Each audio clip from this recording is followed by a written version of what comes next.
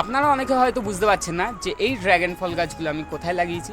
তো বলে রাখি, এটা আমার পাশে একটা কাকুর বাড়িতে আমি ড্র্যাগন ফল গাছগুলো লাগিয়েছিলাম। তো কাকু বলেছিল আমি বাড়ি থাকবো না, ওই জন্য তুমিই লাগিয়ে দেবে ঠিকঠাক করে, ওই জন্য আমি এসেছি। আমি রোপণ করেছিলাম, আর দেখুন এর থেকে কত সুন্দর সুন্দর ছোট্ট ছোট্ট চারা বার হওয়া শুরু হয়েছে।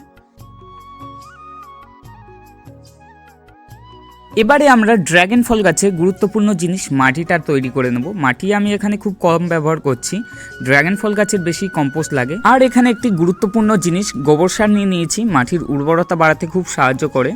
তো সব সারগুলোকে আমরা একত্রে মিশিয়ে নেব, তারপরেই আমরা ড্র্যাগন ফল গাছ রোপণ করব। আমার এখানে মিডিয়াটা বানানো হয়ে গেছে, আপনারা দেখতে পাচ্ছেন। তো এই ট্রেতে আমরা গাছটা দেব। তো আপনারা অনেকেই আছেন আমার ইউটিউব চ্যানেলটিকে এখনও সাবস্ক্রাইব করে রাখেননি। সাবস্ক্রাইব করতে কিন্তু আপনাদের পয়সা দিতে হয় না, তো তার জন্যই বলে রাখি আপনাদেরকে সাবস্ক্রাইবটা করে রাখবেন অবশ্যই। আপনাদের জন্যই কষ্ট করে এরকম ভিডিও তৈরি করি। আপনারাও যদি এরকম আমার মতন গাছ ভালোবেসে থাকেন তাহলে ভিডিওটাকে একটি লাইক করে শেয়ার করে দেবেন ও চ্যানেলটিকে অবশ্যই সাবস্ক্রাইব করে রাখবেন, যাতে এরকম সুন্দর সুন্দর ভিডিও আপনারা দেখতে পারেন। তো এখানে আমি সব গাছই রোপণ করে দিয়েছি, দেখতে পাচ্ছ।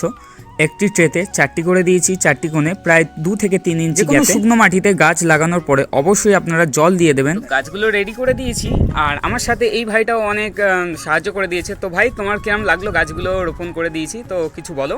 আমার তো খুবই ভালো লেগেছে। আর আমি দাদাবাড়িতে যখন গেছিলাম তখন দাদাবাড়িতে অনেক ফুল ফলের গাছ দেখেছি। তোমরা অবশ্যই চ্যানেলটিকে সাবস্ক্রাইব করে দেবে।